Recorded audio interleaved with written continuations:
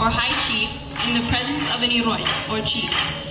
Iroy Jarabalak Ibana Jaboro Kabwa has given permission for the Jobwa to perform for his brother, Iroy Michael Lamangingi Kabwa, who is accompanying the group today. Due to its special nature, many Marshallese living in the Marshall Islands have never witnessed the Jobwa perform. Over 500 years, the Jobwa has only been performed 6 times beyond the shores of the Marshall Islands. In 1980, the Jobwa performed in Osaka, Japan, and in Townsville, in Australia in 1988. Most recently, in May 2004, the Jobwa was invited to perform at the 15th Annual Pacific Islander Festival in Los Angeles, California. On their return to the Marshall Islands from the Pacific Islander Festival in California, the Jobwa also performed in Honolulu, Hawaii. After a performance in July 2004 at the 9th South Pacific Festival of Art in Koror, Republic of Palau, the Jobwa dance was last performed in 2010 at the World Expo hosted in Shanghai, China. The Jobwa performers that you see before you today are the 4th generation of the Jobwa group that performed for the first time out of the RMI in Townsville, Australia. It is said that thousands of years ago, on an island called Ebeju, nestled in the atoll of Uyai in Kabinmeadow, or bottom of the sea, a man named Loranwa fell in deep slumber for many days and nights without food nor water.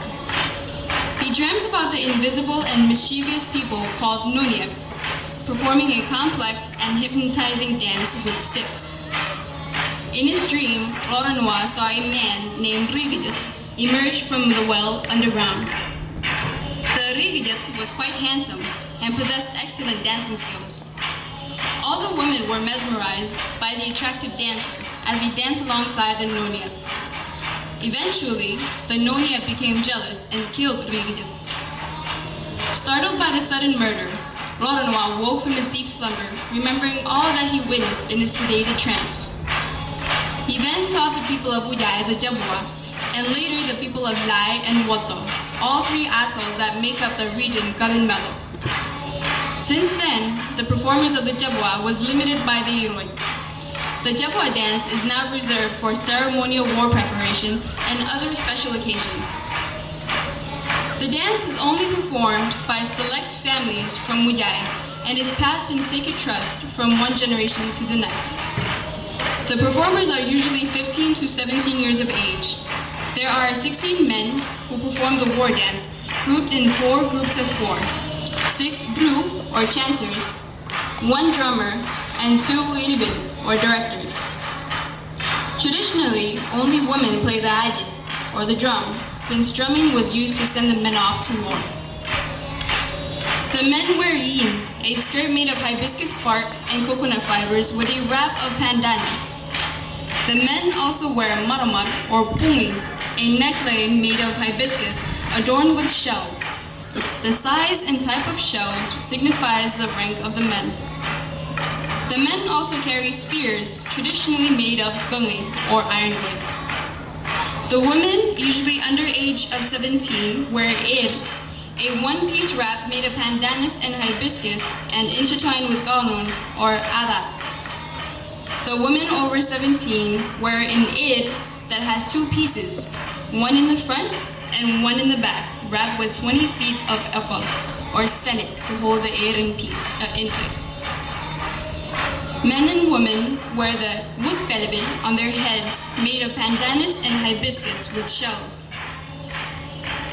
The Jobwa dance is approximately 30 minutes in length. Because the words and the chants of the Jobwa are of an ancient dialect, it is difficult for the modern Marshallese to understand and comprehend.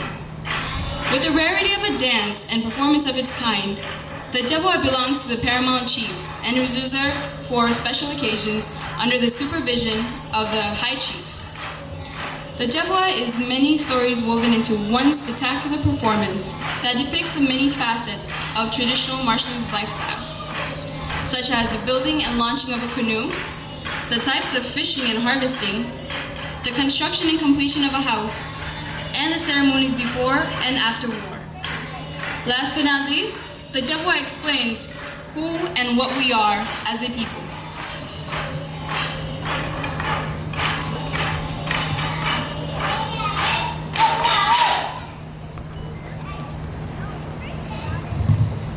And before the Jobwa continues,